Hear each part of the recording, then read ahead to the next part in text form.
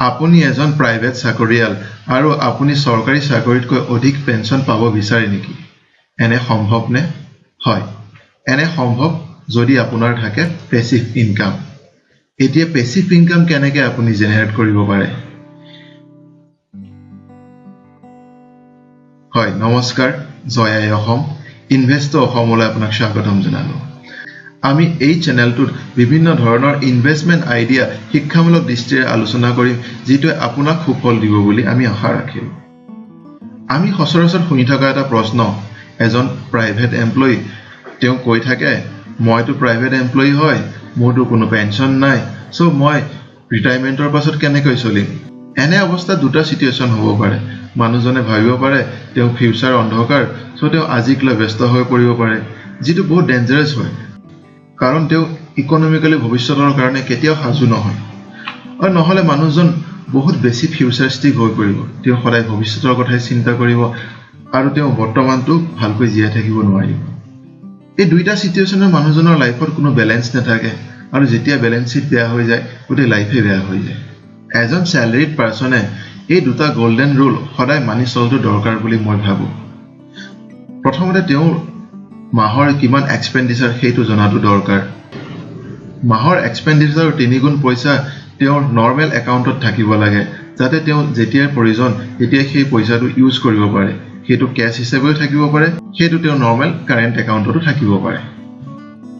কিছু সংখ্যক পইচা তেওঁৰ লিকুইড ছেভিংছত থাকিব লাগে, যিটোত তেওঁ এটা ফিক্সড ৰেট অফ ইণ্টাৰেষ্টত ইণ্টাৰেষ্ট পাই থাকে, আৰু যেতিয়া ইচ্ছা তেতিয়াই তেওঁ সেই পইচাটোক নৰ্মেল ছেভিংছ একাউণ্টলৈ ৰিডিম কৰিব পাৰে। তেওঁ এটা ভাল লাইফ ইঞ্চুৰেঞ্চ থাকিব লাগে, আৰু কিছু হেল্থ ইঞ্চুৰেঞ্চ থাকিব লাগে তেওঁ ফেমিলি মেম্বাৰ্ছৰ। কিছু সংখ্যক পইচা তেওঁ ছেমি লিকুইড ইনভেষ্টমেণ্ট কৰিব পাৰে, আৰু কিছু সংখ্যক পইচা ফিক্সড এছেট যেনে লেণ্ড ইত্যাদিত তেওঁ ইনভেষ্ট কৰিব পাৰে। দ্বিতীয় গল্ডেন ৰুল, পাৰ কেপিটা ইনকাম, যিটো আমি কেতিয়াও বিবেচনা নকৰোঁ। ধৰক মোৰ চেলাৰী 60,000 আৰু মোৰ ঘৰত 4জন মেম্বাৰ আছে, তাৰে বাকী 3জনৰ কোনো ধৰণৰ ইনকাম নাই, আৰু মোৰ এজন জুনিয়ৰ আছে যাৰ 15,000 টকা দৰমহা হয়, তেওঁ ৱাইফেও একেই জব কৰে, তেওঁ 15,000 টকা দৰমহা হয়। এতিয়া মই যদি ভাবোঁ যে মই তেওঁলোকৰ পজিশ্যনত বেছি আৰু মোৰ খৰচ কৰাৰ কেপাচিটি বেছি, তেনে নহয়, কাৰণ মোৰ 4জন মেম্বাৰ, মোৰ 60,000 চেলাৰী, 60 ডিভাইডেড 4 15,000 টকা, আৰু তেওঁ 2জন মেম্বাৰ, তেওঁৰ টোটেল 30,000 টোটেল চেলাৰী, 30 ডিভাইডেড বাই 2 15,000। গতিকে আমাৰ দুইজনৰ খৰচ কৰিব পৰাৰ ক্ষমতা সমান। এতিয়া 60,000 চেলাৰী পোৱা মানুহজনে নিজে হাই ষ্টেণ্ডাৰ্ড থাকিব বিচাৰি EMI আৰু লোনৰ ওপৰত বেছি নিৰ্ভৰ হৈ যায়, আৰু তেওঁ গোটেই লাইফটো EMI আৰু লোনে গাইড কৰে। এইটো এক প্ৰকাৰৰ মিডিল ক্লাছ ট্ৰেড হয়। প্ৰাইভেট এমপ্লয়ীৰ কাৰণে এটা ইনভেষ্টমেণ্ট প্লান এটা উদাহৰণৰ সৈতে লৈ আহিছোঁ। আপুনি আপোনাৰ দৰমহা অনুসৰি তাক বিবেচনা কৰিব। ধৰক ৰাম এজন প্ৰাইভেট এমপ্লয়ী,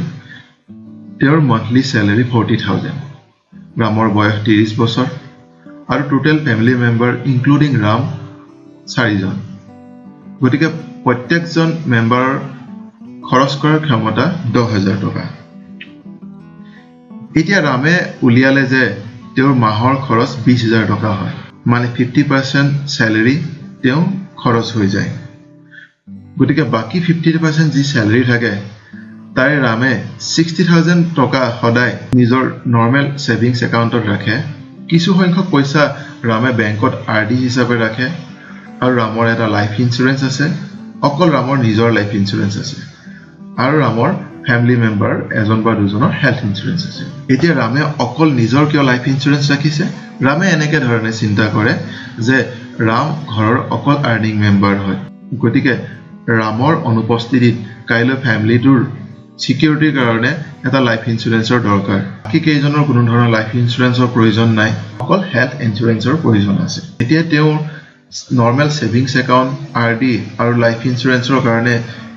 প্ৰত্যেক মাহে 12,000 টকা, মানে 30% অফ চেলাৰী চিডিউল কৰিছে। এতিয়া বাকী থকা 20% চেলাৰী ৰামে ইকুইটি, গ'ল্ড বা লেণ্ডত ৰিটায়াৰমেণ্টলৈকে ইনভেষ্ট কৰে। 5% ৰামে ইনভেষ্ট কৰে মিউচুৱেল ফাণ্ডত,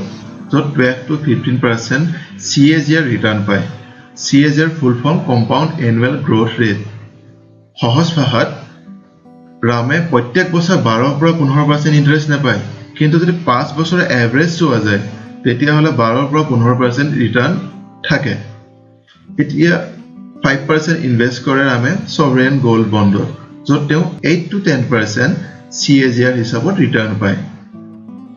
আৰু বাকি যি 10% থাকে ৰামে হেতু ডাইৰেক্ট শেয়াৰ মাৰ্কেটত ইকুইটি শেয়াৰ ইনভেষ্ট কৰে এতিয়া আমি ভাবিলো যে ৰামৰ এনুৱেল যিটো পেমেন্টৰ গ্ৰোথ হয় হেতু 5% হয় আৰু যিটো ইনফ্লেশন ৰেট হয় যিটো মুদ্ৰাস্ফীতি হয় প্ৰত্যেক বছৰে যিটো বস্তুৰ দাম বাঢ়ে হেতু 5% হয় অৰ্থাৎ ইনফ্লেশন এডজাস্ট কৰিলে গোটেই লাইফৰ ৰামৰ স্যালাৰি 40000 থাকিল এতিয়া হক আমি চাও 60 বছৰ বয়সলৈকে ৰামে যদি এনেকৈ ইনভেষ্ট কৰি যায় তেনেহলে ৰামে ৰিটাৰ্ণ কিমান পাব মিউচুৱেল ফাণ্ডত 5% হিচাপত যেতিয়া তেওঁ ইনভেষ্ট কৰি যাব তেতিয়া আফটাৰ 60 ইয়াৰ্স ৰামে ৰিটাৰ্ণ পাব 1 crore 5 lakhs এইটো সেই সময়ৰ ইনফ্লেশনৰ হিচাপত আমি যেটো কৈছো যে 5% ইনফ্লেশন প্ৰত্যেক বছৰে বাঢ়ি যায় যেটো আমাৰ দেশৰ এতিয়া 6.7% নৰমালি 4 to 6% থাকে 4% যেটো আইডিয়াল বুলি কোৱা যায় গতিকে 4 to 6 থাকে আমি 5% লৈ লৈছো 5% হিচাপত যদি চোৱা যায় তেতিয়াহলে 1 crore 5 lakhs পাব যদি আমি হেতু ইনফ্লেশনটো এডজাস্ট কৰো ইনফ্লেশন এডজাস্ট কৰা মানে আমাৰ আজি হিচাপত মানি ভ্যালু কিমান হ'ব ধৰক ৰাম 60 বছৰ বয়স যেতিয়া পাব তেতিয়া যেটো পইচা পাব সেই পইচাটো যদি আজি হিচাপত থাকে আজি তেওঁ কিমান হ'ব সেই পইচাটো হেতু আমাৰ ওলাই আহে 24 lakhs অৰ্থাৎ 60 বছৰলৈকে যদি ইনফ্লেশন শূন্য থাকে তেন্তে 24 লাখ টকা ৰামে মিউচুৱেল ফাণ্ডৰ পৰা পাব পাৰে মানে 5% স্যালাৰি ৰামে যদি মিউচুৱেল ফাণ্ডত ইনভেষ্ট কৰি যায় তেনেহলে after 60 years 1 crore 5 lakhs পাব যেটো আজি হিচাপত মানি ভ্যালু 24 lakhs হয় এইখিনতে আপোনালোকক জনাও যে ইনফ্লেশন আৰু কম্পাউন্ডিংৰ ডিটেইলছ ইয়াত ইলাবৰেট কৰা নাই যদি জানিব বিচাৰে কমেন্ট কৰিব নেক্সট তাৰ এটা বিতং ভিডিও আমি বনাম এতিয়া সভৰেন গোল্ড বণ্ডত ৰামে যেটো ৰিটাৰ্ণ পাব হেতু হ'ব 50 lakhs আৰু হেতু যদি আমি ইনফ্লেশন এডজাস্ট কৰো তেন্তে 12 lakhs হয় আমি ধৰিছো সভৰেন গোল্ড বণ্ডত ৰামে 8% হিচাপত ইন্টাৰেষ্ট পাইছে এই সভৰেন গোল্ড বণ্ড কি হয় আৰু মিউচুৱেল ফাণ্ডত কেনেকৈ ইনভেষ্ট কৰিব লাগে এই বিষয়ে আমি পাছৰ ভিডিওবোৰত জানিব চেষ্টা কৰিম আপুনি সত্যতে জানি থওক যে সভৰেন গোল্ড বণ্ড যেটো হয় হেতুৱে গোল্ডত ইনভেষ্ট কৰে আৰু এটো আৰবিআই ইস্যু কৰে ৰামে শেয়াৰ মাৰ্কেটৰ থ্ৰুদি যি ইকুইটিত ইনভেষ্ট কৰে তাৰ পৰা ৰিটাৰ্ণ পালে 12 crore 10% ইনভেষ্ট কৰিছিল প্ৰত্যেক স্যালাৰি 20 to 30% লকে ৰিটাৰ্ণ পোৱা যায় আমি ভাবিছো 20% ৰিটাৰ্ণ যদি পাই আছিল প্ৰত্যেক বছৰে হেতু কম্পাউন্ডিং হয় 12 crore হৈ গল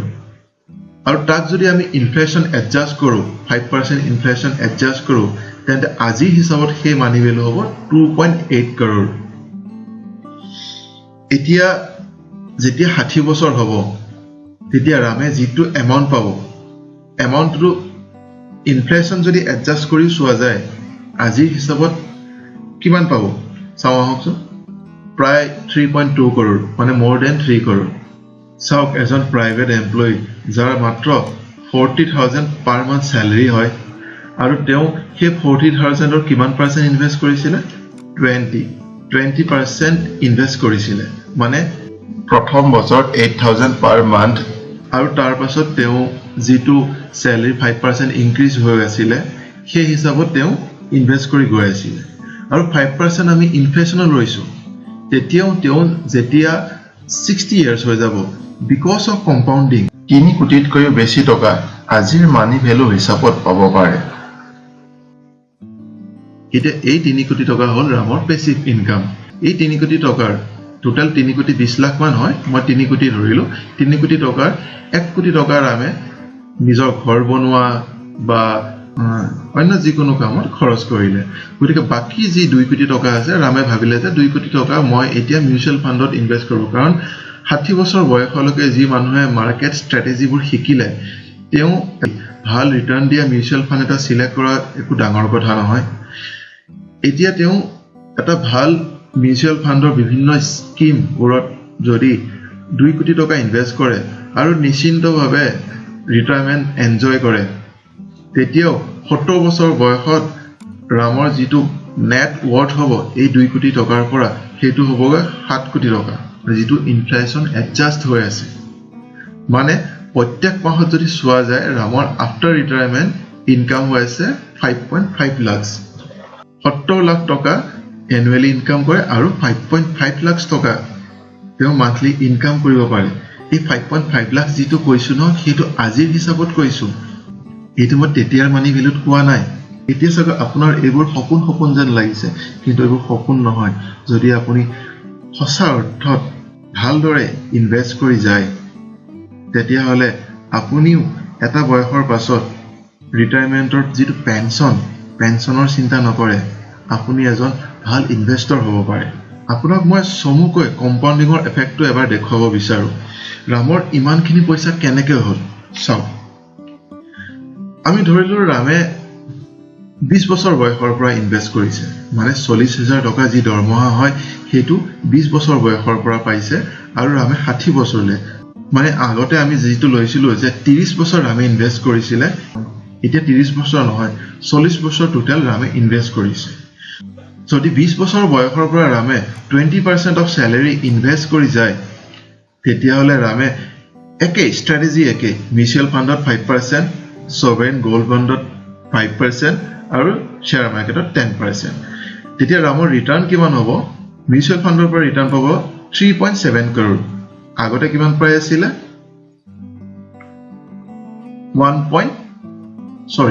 1 crore 5 lakhs আৰু এতিয়া পাব 3 crore 70 lakhs ইনফ্লেশ্যন যদি এডজাস্ট কৰা যায় 52 lakhs সভৰেন গোল্ড বণ্ডৰ পৰা কিমান পাব 1.3 crore মানে 1 crore 30 lakhs